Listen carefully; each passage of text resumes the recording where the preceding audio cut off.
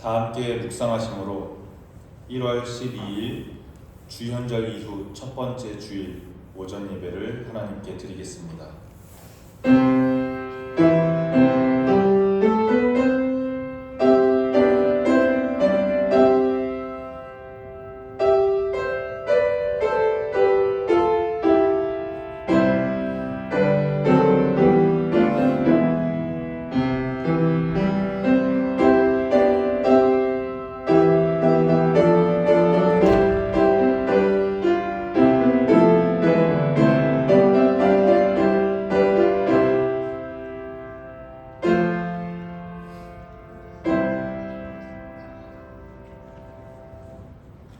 할렐루야. 온 우주를 창조하시고 우리를 선하게 창조하신 하나님을 찬양합니다. 오늘도 하나님께 영광 돌리기 위해 하나님의 말씀을 듣기 위해 본향의 성도들이 이 자리에 나와 예배합니다. 우리의 예배를 기쁘게 받아주시고 하나님과 함께하는 창조의 기쁨이 성도들의 마음 안에 가득하게 하여 주옵소서. 예수님의 이름으로 기원하옵나이다. 아멘. 다 함께 일어나셔서 찬송가 1장을 찬송하시겠습니다.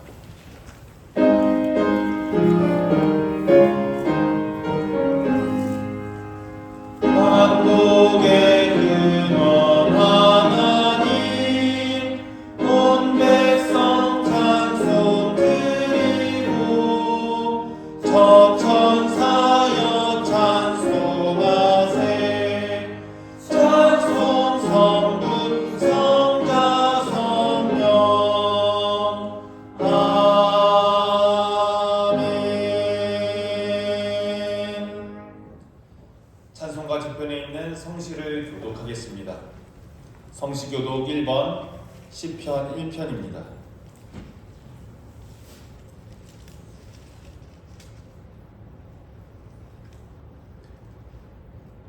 복 있는 사람은 악인들의 꾀를 따르지 아니하며 죄인들의 길에 서지 아니하며 온전한 자들의 자리에 앉지 아니하고 오직 여호와의 율법을 즐거워하여 그의 율법을 주야로 묵상하는도다. 그는 시냇가에 심은 나무가 철을 따라 열매를 맺으며 그 잎사귀가 마르지 아니한 같으니 그가 하는 모든 일이 다 형통하리로다. 악인들은 그렇지 아니하며 오직 바람에 나는 저와 같도다. 그러므로 악인들은 심판을 견디지 못하며 죄인들이 의인들의 모임에 들지 못하리로다. 다 함께 물은 의인들의 길은 여호와께서 인정하시나 악인들의 길은 망하리로다. 아멘.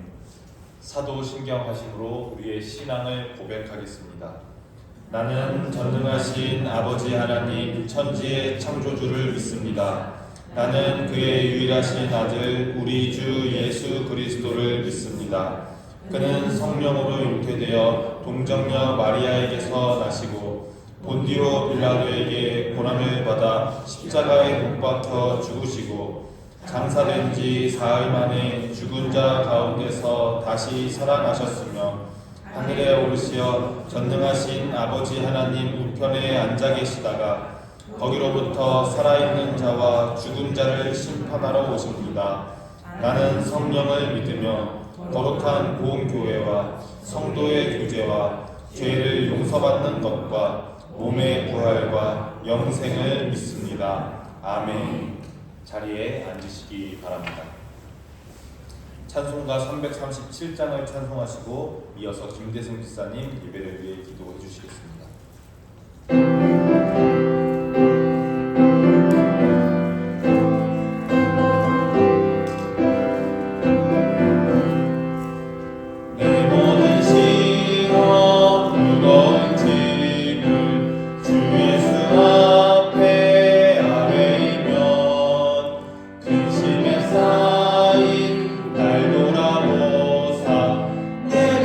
모든 맡으시니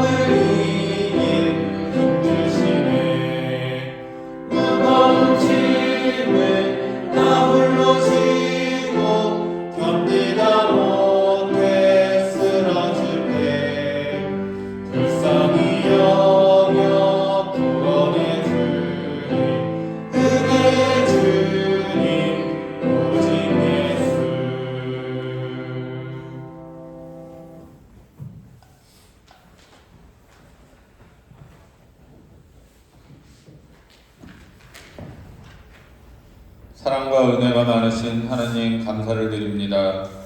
2025년 새해 두 번째 주일 예배로 하나님 앞에 나왔습니다. 예배 가운데 함께 하시고 영광 받아 주시옵소서. 2024년 한 해 동안 많은 일들이 있었습니다. 기쁨과 즐거움도 있었고 때론 지치고 힘든 어려움에 목 놓아 기도하기도 하고 쓰라린 아픔에 울기도 하였습니다. 그러나 지나온 삶을 되돌아볼 때 하나님의 은혜로 살았음을 고백합니다. 지키시고 보호하여 주셔서 감사드립니다. 지금 저희 나라에 어려움이 많이 있습니다. 사고로 인한 너무 많은 희생자가 생겼습니다. 이들에게 힘과 위로가 되어 주시옵소서. 정치권은 국민의 삶은 팽개치고 양쪽으로 나뉘어 대립이 더욱 거세지고 있습니다. 자신의 안위와 자기 무리들의 이익을 위하여 움직이는 지도자들에게 하나님의 공의와 정의가 살아있음을 알게 하시옵고 시대의 모든 결정과 정책이 주님의 뜻에 합당하게 하시고 갈등과 분열의 모습이 아닌 화합과 화평의 길로 나아가게 해 주시옵소서. 교회가 세상의 빛이 되고 소금이 되게 하옵시고 하나님의 백성들이 나라를 위한 기도를 멈추지 않게 하시옵소서. 본향교회가 2025년에는 선교로 도약하는 교회가 되게 하옵시고 목사님과 성도들 모두에게 섬기는 은혜를 부어 주시옵소서. 사명 감당하기에 부족함이 없게 하시고 모든 필요한 것을 채워 주시옵소서. 이제 말씀을 전하시는 목사님에게 성령의 충만함을 주시옵고 능력을 더하여 주시옵소서. 성령께서 주시는 감동으로 우리에게 주신 약속의 말씀을 붙잡고 순종으로 나아가게 하시옵소서. 우리의 기도에 응답하시고 필요한 것을 모두 주시는 우리 주 예수 그리스도의 이름으로 기도드립니다. 아멘.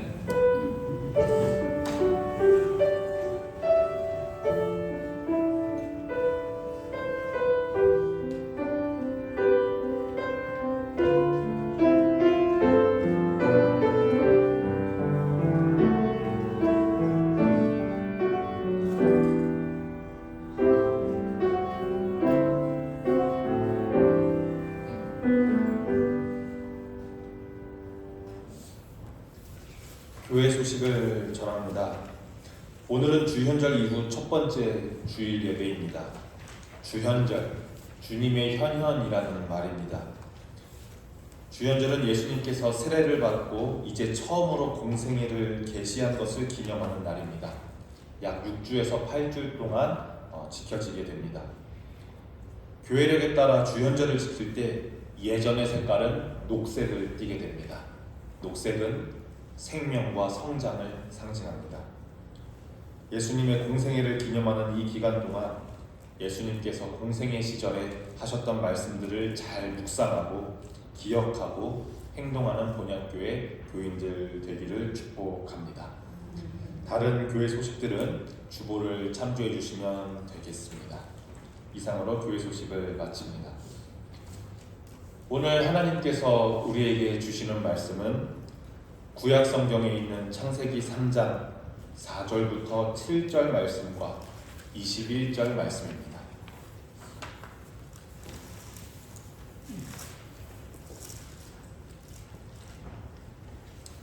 창세기 3장 4절부터 7절 그리고 21절 구약의 3쪽에 있습니다. 지금부터 하나님의 말씀을 봉독합니다. 여러분들에게 하시는 하나님의 말씀을 경청하시기 바랍니다. 이것은 하나님의 말씀입니다. 뱀이 여자에게 이르되 너희가 결코 죽지 아니하리라.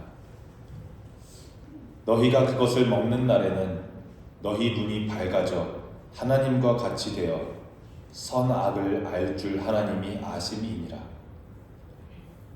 여자가 그 나무를 본즉 먹음직도 하고 보암직도 하고 지혜롭게 할 만큼 탐스럽기도 한 나무인지라. 여자가 그 열매를 따먹고 자기와 함께 있는 남편에게도 주매 그도 먹은지라. 이에 그들의 눈이 밝아져 자기들이 벗은 줄을 알고 무화과 나무 잎을 엮어 치마로 삼았더라. 21절의 말씀입니다. 여호와 하나님이 아담과 그의 아내를 위하여 가죽 옷을 지어 입히시니라. 아멘. 에스더 중창단 찬양으로 하나님께 영광 올려드리겠습니다.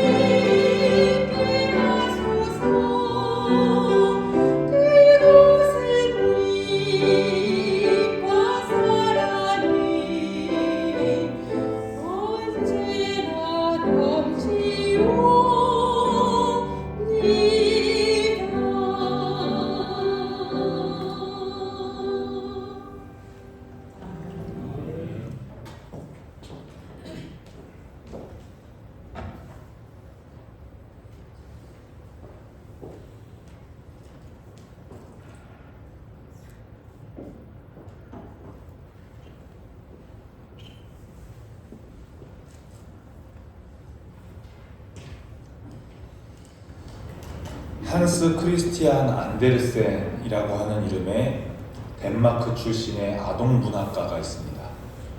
이분은 19세기 창작 아동문학의 기틀을 잡은 위대한 인물로 평가받습니다.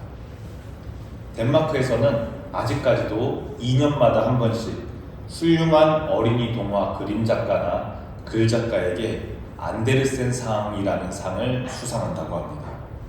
아마 안데르센 동화라고 하면 여러분들 귀에 익숙하실 겁니다. 이 안데르센의 어머니는 신실한 루터 교회 신자셨는데요. 이 안데르센도 어머니를 따라 신앙을 가지고 자랐습니다. 그래서 그의 동화를 찬찬히 보다 보면 노골적으로 드러나 있지는 않지만 속을 들여다보면 창조주 하나님을 기억하라는 이야기, 하나님께 영광을 올려드리는 이야기, 신앙적인 이야기, 신학적인 이야기, 이런 것들이 참 많이 있습니다. 그런데 그 중에 안데르센 동화 중에 벌거벗은 임금님이라고 하는 동화가 있습니다. 동화의 내용은 이런데요. 계속 새로운 옷 입는 것을 좋아하는 임금님이 있습니다. 백성들은 배가 굶고 있는데도 왕은 옷, 새로운 옷, 또 새로운 옷, 화려한 옷, 그것보다 더 화려한 옷, 그것을 입고자 합니다. 그런데 어느 날 사기꾼 두 명이 왕궁에 찾아와서 왕에게, 임금에게 이렇게 말합니다. 폐하, 우리가 특별한 옷을 지어드리겠습니다. 이 옷은 어리석은 사람에게는 보이지 않는 옷입니다. 그리고 자신의 직분에, 자신의 직무에 어울리지 않는 사람은 이 옷을 볼 수가 없습니다. 이 옷은 마법의 옷입니다. 이렇게 이야기하는 거예요. 임금님은 멋지구나, 어리석은 자를 가려낼 수 있는 옷이라니 라고 말하면서 비싼 값을 치르고 그들에게 그 마법의 옷을 주문합니다. 사기꾼들은 열심히 손으로 바느질 흉내를 내고 허공을 만지면서 보이지도 않는 옷감을 만지고 있습니다. 그 모습을 보고 있는 신하들이 실제로는 아무런 옷도 보이지 않지만 옷이 보이지 않는다고 솔직하게 말하면 자기가 어리석은 사람이라는 것이 들통나게 될까봐, 옷이 안 보인다고 솔직하게 말하면 자신이 직무에 어울리지 않는 사람이라는 것이 드러나서 힘들게 얻은 벼슬 자리에서 쫓겨나게 될까봐 두려운 마음에 모두 우와, 정말 멋진 옷입니다, 이렇게 거짓말을 했습니다. 마침내 임금님은 옷이 다 완성되었다는 소식을 듣고 사기꾼들이 가져온 보이지 않는 마법의 옷을 입습니다. 임금님도 솔직하게 말하면 옷이 보이지 않았지만 신하들은 다 보인다고 하는데 나만 혼자 안 보인다고 말하면 어리석은 임금이 될까봐, 임금의 자리에 어울리지 않는 사람이라는 게 들통날까봐 두려워서 옷을 입는 척하며 그 보이지 않는 옷을 입고 백성들 앞에 행진을 하러 나갑니다. 왕의 행렬을 본 백성들도 역시 어리석은 사람으로 보이고 싶지 않아서 임금님의 옷을 입고 임금님의 옷을 보고 칭찬합니다. 와, 정말 아름다운 옷입니다. 오늘도 역시 멋진 옷을 입고 계십니다. 이렇게요. 그런데 어느 한 순수한 어린아이가, 때묻지 않은 순수한 어린아이가 이렇게 큰 소리로 외칩니다. 임금님이 벌거벗었어요. 아이의 말에 사람들이 웅성거리기 시작하더니 모두들 임금님이 아무런 옷도 입지 않았다는 것을 깨닫게 됩니다. 그런데 임금님은 이미 너무 멀리 와버려서 당당한 척하며 행진을 끝까지 이어갔다는 이런 풍자적인 내용의 동화입니다. 이렇게 벌거벗은 임금님은 마치 창세기에 등장하는 아담과 하와의 모습을 떠올리게 합니다. 원래 아담과 하와는 벌거벗었어도 부끄러움 없이 에덴 동산에서 잘 살고 있었습니다. 오늘 설교에서는 죄라는 단어가 중요한데요. 아담과 하와는 죄가 없으니, 더러운 것이 없으니 가릴 필요가 없었습니다. 선하고 아름답게 창조된 몸을 가릴 필요가 없었습니다. 몸을 가릴 옷도 필요가 없었습니다. 아담과 하와의 삶의 본래의 모습은 우리가 본 동화에서 나온 임금님처럼 왕처럼 주인처럼 피조물들을 다스리며 사는 것이었습니다. 그래서 아담과 하와는 동물들에게, 식물들에게 이름을 지어주면서 잘 살고 있었습니다. 아마 하나님께서 6날 동안 바쁘게 창조하셨던 것처럼 아담과 하와도 자신들이 본 것에 이름을 붙이느라 바쁘게 살았을 겁니다. 이렇게 아담과 하와는 창조주의 창조하심 안에서 하나님의 창조와 동행하면서 피조물들을 잘 돌보고 다스리는 청지기로서 살아갔을 겁니다.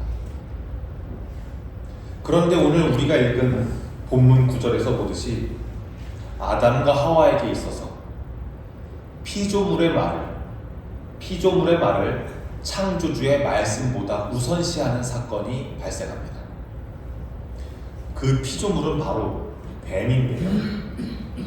뱀은 기독교 전통에서 죄를 상징하는 아주 대표적인 동물이라고 할 수 있겠습니다.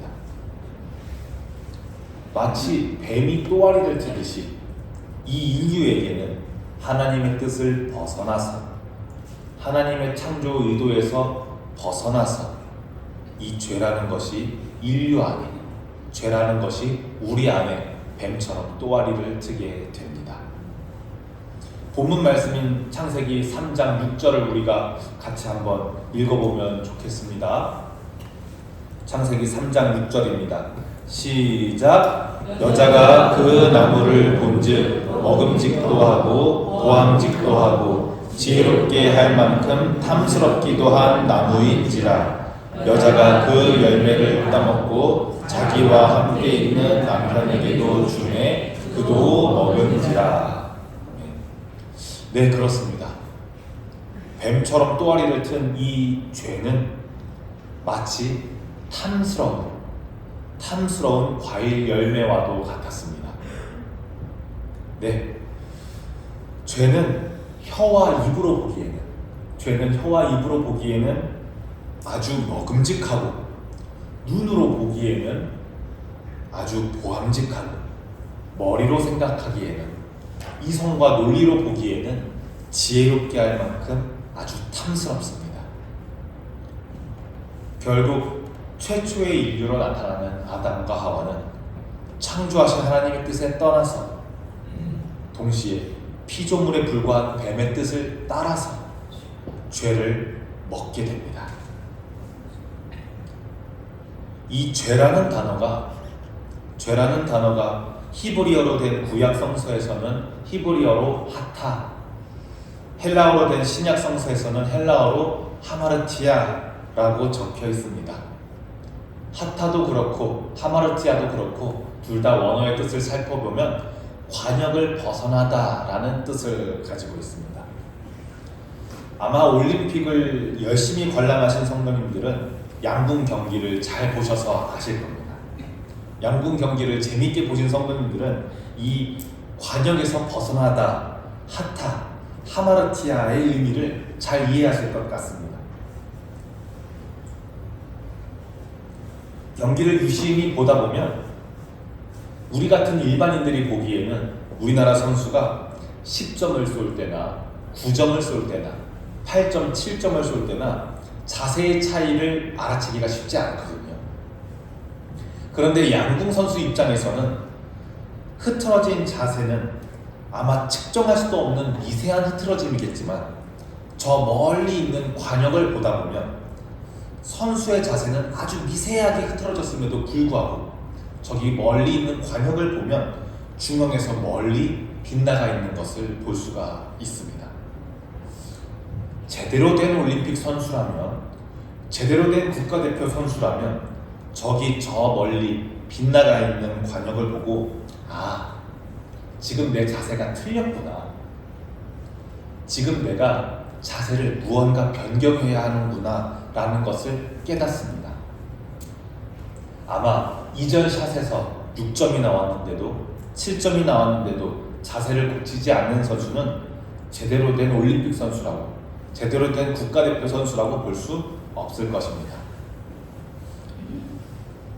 그런데 창세기의 아담과 하와의 이야기를 쭉 읽어나가다 보면 말이죠, 아담도 그렇고 하와도 그렇고 둘 다 자신이 관역에서 벗어난 것을 알고도 자세를 고쳐잡지를 않습니다. 선악을 알게 하는 나무의 열매를 먹은 것을 결국 여호와께 들켜버리게 되는데요.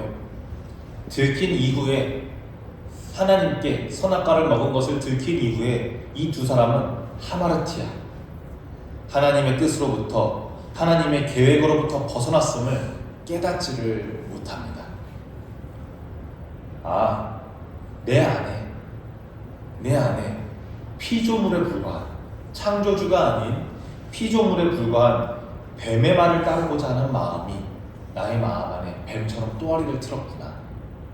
아, 내가 하나님과 함께 창조하는 그 자리에서 벗어나서 나의 눈에 보암직한, 나의 입에 먹음직한, 나의 지혜를 충족시킬 만한 그것을 내가 쫓아버렸구나. 내가 지금 하나님의 뜻에서 벗어났다는 것을 깨닫지 못합니다. 이렇게 나의 안에 죄가 들어와 있음을 깨닫지를 못합니다. 이렇게 나의 죄를 발견하기를커녕 창세기 3장 12절과 13절을 보면 말이죠, 아담과 하와가 둘 다 서로 하나님께 항변합니다. 하나님, 나 때문이 아니에요. 제 안에 죄가 있던 게 아니에요. 죄는 어디서부터 왔냐면 하나님이 저한테 지어주신 저 여자로부터 왔어요. 아니에요, 하나님. 제 안에 죄가 있던 게 아니에요. 죄는 어디서부터 왔냐면 하나님께서 창조하신 저 뱀이라는 피조물로부터 왔어요. 이렇게 변명하는 모습을 우리가 볼 수 있습니다. 내가 아니에요. 쟤 때문이에요. 내가 아니에요. 얘 때문이에요. 나에게서 죄가 온 것이 아니라 남에게서 온 것이라고 변명하게 됩니다. 여기서부터 벌써 우리는 죄의 모습이 어떤 모습인지를 잘 볼 수가 있게 됩니다. 그리고 또 선악을 알게 하는 나무의 열매를 먹자마자 더 이상 아담과 하와가 서로의 몸을 볼 때 이전처럼 보이지가 않습니다. 한번 6절 다음 7절도 우리가 읽어보면 좋겠습니다. 창세기 6장 7절의 말씀입니다. 시작. 이에 그들의 눈이 밝아져 자기들이 벗은 줄을 알고 무화과 나무 잎을 엮어 치마로 삼았더라. 창조의 모습 그대로, 선한 모습으로 가득 찬, 보시기에 심히 좋았던 그 창조의 모습 그대로 보이지가 않습니다. 이제는 벌거벗은 모습이 부끄럽게 보입니다. 이제는 부끄러워서 자기 손으로 만든 무언가를 입음으로써 그 몸을 가리우게 됩니다. 우리가 읽은 안데르센 동화에서, 벌거벗은 임금님 동화에서 임금님은 어쩌다가 벌거벗게 되었습니까? 냉철한 판단으로 국가를 다스려야 하는 그런 직분에서 벗어나서 따뜻한 마음으로 백성들을 돌봐야 하는 그런 직분에서 벗어나서 가짜 재봉사 말에 속고 그 말을 따랐습니다. 그리고 결국 벌거벗은 채로 행진하게 된 벌거벗은 임금님입니다. 마찬가지로 아담과 하와도 어쩌다가 벌거벗음이 드러났습니까? 하마르티아, 창조의 자리에서 벗어나서 하나님의 뜻과 함께 있는 자리에서 벗어나서 피조물에 불과한 뱀의 말을 따랐습니다.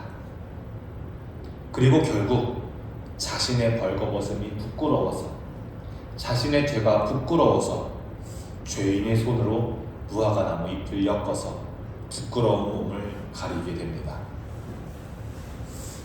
이제 아담과 하와는 더 이상 하나님과 함께하는 창조의 자리에 있을 수가 없습니다. 이제 더 이상 여호와께서 보시기에 심히 좋았더라 하던 그 예전 선의 모습으로 가득 차 있는 모습은 이제 더 이상 없습니다. 이제 아담과 하와에게 더 이상의 에덴은 없습니다. 에덴을 떠난 이후의 아담과 하와의 삶은 에덴 동산에서의 삶과는 많이 달라질 겁니다. 에덴에서와는 다르게 이제는 먹고 살기 위해서는 땀 흘리고 수고해야만 합니다. 일이란 것을 해야만 합니다. 에덴에서와 다르게 이제는 새로운 생명의 탄생을 위해서는 반드시 해산의 고통을 거쳐야만 합니다. 타락 이전에는 필요하지 않던 것들이, 에덴에서는 필요하지 않던 것들이 이제는 그들에게 요구됩니다. 결국 이렇게 그들은 에덴을 떠납니다. 사실은 떠나는 게 아니라 쫓겨난 것이라고 말해야 맞겠죠. 그런데 이렇게 죄로 인해 쫓겨나는 이들을 위해, 에덴에서 쫓겨나는 이들에게 이제 에덴 밖에서의 삶으로 내던져지는 이들에게 여호와께서 찾아오셔서 손에 무언가를 쥐어주시고 보냅니다. 창세기 3장 21절을 제가 한번 읽어보겠습니다. 여호와 하나님이 아담과 그의 아내를 위하여 가죽 옷을 지어 입히시니라. 벌거벗은 모습이 부끄러워서 자기의 드러나는 죄를 감추고 싶어서 내 손으로 무화과 잎을 엮여서 옷을 만들기는 했는데, 죄인이 만든 옷이, 타락한 손으로 짜여진 옷이 죄를 가릴 수가 있겠습니까? 하나님께서는 에덴에서 추방당해 우리가 잘 아는 그 인간의 삶, 태어나고 배우고 일하고 결혼하고 아이 낳고 늙고 죽고, 이런 인간의 삶으로 내던져지는 아담과 하와를 위해 가죽옷을 입히십니다. 창세기의 이 모습을 잘 기억하시기 바랍니다. 아마 여러분들 앞으로 설교를 들으시면서 성경을 읽으시면서 찬송의 가사말을 보시면서 은혜의 옷을 덧입혀 주신다, 그리스도로 옷 입는다, 이런 표현을 아마 많이 들으실 겁니다. 그런 표현을 보실 때마다 그 표현의 원형인 창세기 3장 21절을 기억하시기를 바랍니다. 하나님께서는 창조의 자리에서 쫓겨난 우리에게마저도 나의 죄가 너무나도 부끄럽지만 스스로 나의 죄를 가릴 수 없는 우리에게마저도 은혜로 옷 입혀주시는 분이라는 것을 고백하는 여러분들이 되기를 축복합니다.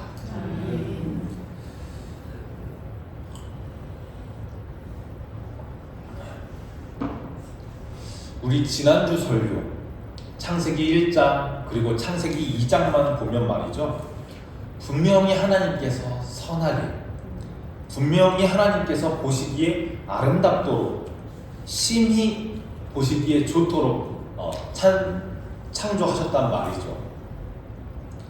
창세기 1장과 2장까지만 읽으면 우리는 청지기로서 세상을 아름답게, 하나님의 선하신 뜻이 잘 드러나도록 그렇게 행복하게만 살아가면 될 것 같은데, 실제로 우리의 삶을 들여다보면 마냥 선한 것만 우리 눈에 보이지는 않습니다.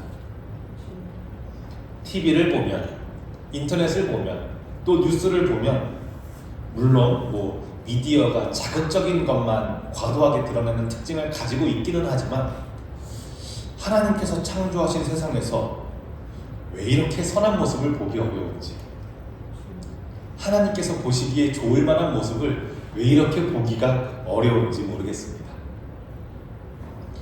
우리 삶 곳곳에서 하나님 뜻에 벗어난 모습들, 죄와 악함을 우리는 너무나도 쉽게 자주 보면서 살아가고 있습니다. 저는 특히 안타까운 뉴스들 중에서 젊은 20, 30대 교사 선생님들, 젊은 공무원 청년들이 스스로 생을 마감하는 뉴스를 보면 참 가슴이 미어집니다. 저는 교사를 그런 취업 준비를 하거나 큰 고시 준비를 경험해 본 적은 없지만, 그들의 삶에 이입해서 본다면 말이죠, 초등학교, 중학교, 고등학교, 좋은 대학교 가려고 공부를 한다는 말이죠. 꿈을 쫓기 위해서 힘들게 수능 봐서 대학교에 합격했습니다. 그리고 그 힘들다는 임용고시, 그 힘들다는 공무원 시험 준비해서 교사라는 꿈을 이뤘단 말이죠. 공무원이라는 꿈을 이뤘단 말이죠. 이제 고생한 것을 보상받을 행복하게만 교사 생활하고 행복하게 공무원 생활 하기만 하면 됩니다. 그런데 악한 학부모를 만났어요. 그런데 악한 민원인을 만났어요. 십몇 년을 20년을 가까이 한 꿈을 위해서 달려왔는데 악한 사람 한 명 때문에 오랫동안 공들여온 그 행복을 목표로 한 그 삶이 보잘것없이 무너지는 것을 보게 됩니다. 한 명의 죄 앞에서, 하나의 악함 앞에서 우리는 너무나도 속절없이 무너집니다. 뉴스를 통해서 보는 이 안타까운 청년들뿐만 아니라 여기 있는 우리도 악한 사람들을 수없이 만나가면서 살아갈 수밖에 없습니다. 그리고 그들과 섞여서 살면서 우리도 영향을 주고 또 받고 살아갈 수밖에 없습니다. 우리는 죄와 너무 가까이 살고 있습니다. 우리는 죄를 학교에서도 만나고 직장에서도 만나고 정말 슬프게도 누군가는 가정 안에서 죄를 만나기도 합니다. 죄는 특정한 한 사람의 성품으로만 그치지는 않습니다. 한 개인의 나쁜 성품이 죄의 전부는 아닙니다. 지금도 수많은 생명을 앗아가고 있는 국가와 국가 간의 전쟁들, 인간의 욕심으로 인해 파괴되는 생태계와 환경들, 또 죄를 짓지 않고서는 살아갈 수가 없는, 죄를 짓지 않고는 먹고 살 수 없는 정치 구조들, 경제 구조들, 우리는 이 수없이 넓은 죄의 늪에서 벗어날 길이 없습니다. 이 죄의 그늘에서 벗어날 길이 없습니다. 그리고 진짜로 죄에서 벗어날 수 없는 이유는 말이죠, 죄가 나의 밖에만 있다면, 외부를 모두 차단함으로써 막을 수 있을지 모르겠지만, 죄라는 것은 뱀이 또아리를 치듯이 나의 안에도, 나의 내부에서도 죄가 있음을 여러분들은 잘 아실 겁니다. 우리의 삶은 이렇게 죄로부터 벗어날 수가 없습니다. 우리 기독교 교리에서는 이것을 이 커다란 구조적인 악의 사슬, 벗어날 수 없는 이 죄의 커다란 그늘을 원죄라고 부릅니다. 이 원죄는 벗어날 수 있는 죄가 아닙니다. 갓 태어난 아기도, 악한 행동을 일절 해본 적이 없는 순수한 아기도 이 거대한 원죄라는 구조를 벗어날 수는 없습니다. 그러면 우리는 어떻게 해야 합니까? 평생 계속 죄의 그늘 안에서 살아가야만 할까요? 그렇지는 않습니다. 하나님께서는 자신들의 죄로 인해 에덴에서 쫓겨나는 아담과 하와에게 가죽옷을 입히신 것처럼 죄 안에서 살아갈 수밖에 없는 우리를 위해서는 그리스도라는 옷을 입혀주십니다. 그리고 여기 모여있는 우리는, 여기서 함께 모여서 예배를 드리고 있는 저와 여러분들은 그 그리스도로 입힌 옷, 그 그리스도가 예수님이시라고 고백하는 사람들입니다. 바로 두 번째 아담으로 오신 예수님, 두 번째 아담으로 오신 예수 그리스도입니다. 첫 번째 아담은 말이죠, 자기가 살겠다고 죄악을 인류로 가지고 들어왔지만, 두 번째 아담 예수 그리스도는 자기를 제외한 모두를 살리려고 구원을 가지고 오셨습니다. 그래서 예수님께서는, 이 예수 그리스도는 마치 하나님께서 쫓겨난 아담 하와를 위해 지어주신 가죽옷과도 같습니다. 그래서 예수님을 그리스도로 옷 입는다, 우리가 은혜로 옷 입는다, 이렇게 표현하는 것입니다. 성전의 가장 중앙에는 늘 십자가가 있습니다. 성전의 가장 중앙에 왜 십자가가 있는지 물으신다. 예수님이 실패했다는 상징인 십자가를 왜 교회에 걸어놓느냐고 물으신다면, 예수님을 죽게 만든, 예수님을 죽게 한 우리의 죄를 잊지 않고 회피하지 않고 정면으로 바라보기 위함입니다. 그리고 그 죄마저도 덮어주시기 위해서 예수님께서 죽으셨음을 기억하라는 것입니다. 주님의 이름으로 세례받으신 여러분들, 주님의 이름으로 기도하시는 여러분들, 주님의 이름으로 예배하시는 여러분들, 그리스도로 옷 입으신 분들입니다. 오늘 마지막으로, 설교 마지막으로 바울 서신 한 편을 찾아서 함께 읽고 설교를 마치려고 합니다. 바울 서신 신약에 있는 갈라디아서 3장 27절의 말씀입니다.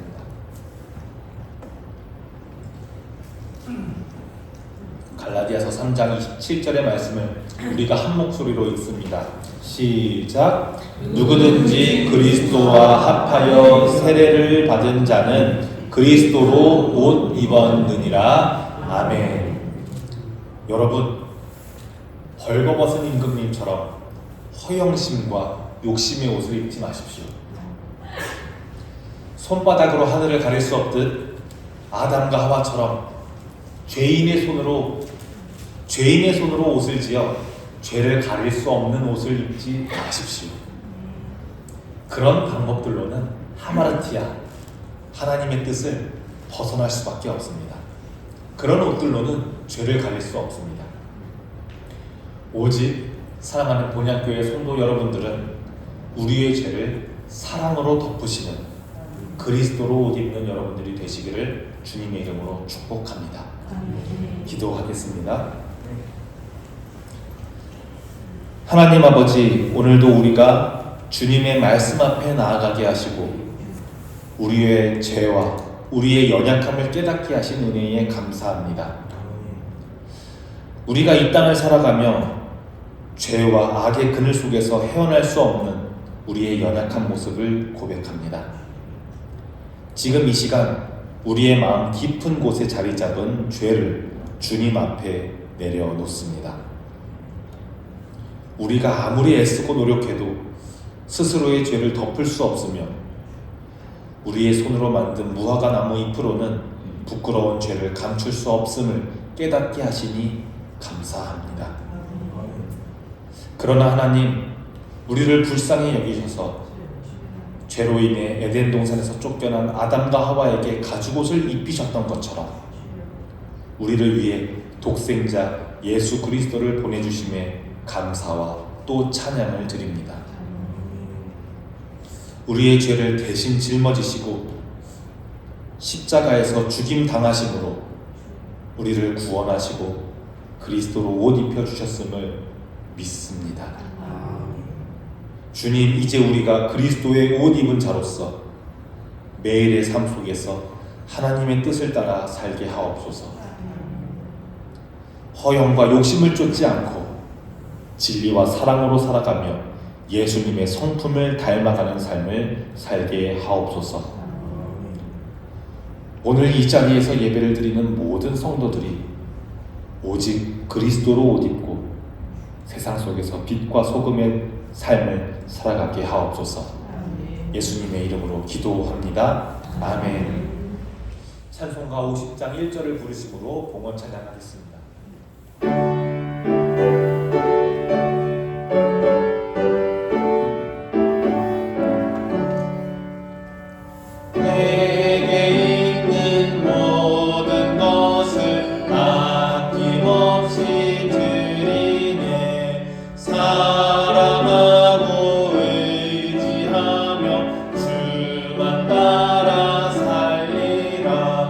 주께 드리네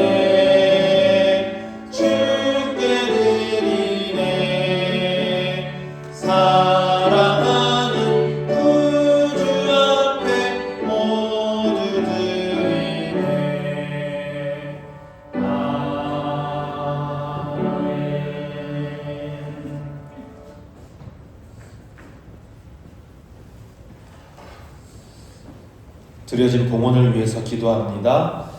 사랑과 은혜의 하나님 아버지, 오늘도 저희를 주님의 품으로 불러주시고 예배하는 자로 세워주심에 감사합니다. 우리의 삶을 모든 순간에 함께하신 주님의 은혜를 기억하며 감사와 찬송의 마음으로 이 예물을 주님께 올려드립니다. 주님, 우리가 드리는 이 예물이 단지 물질의 봉헌에 그치지 않게 하시고 우리의 삶 전부를 주님께 드리는 고백이 되게 하옵소서. 이 예물이 주님의 뜻대로 사용되어서 고통받는 이들에게 위로가 되고 주님의 복음을 기다리는 이들에게는 생명의 소식이 전해지게 하옵소서. 하나님, 또한 우리의 삶이 주님의 손 안에 있음을 고백합니다.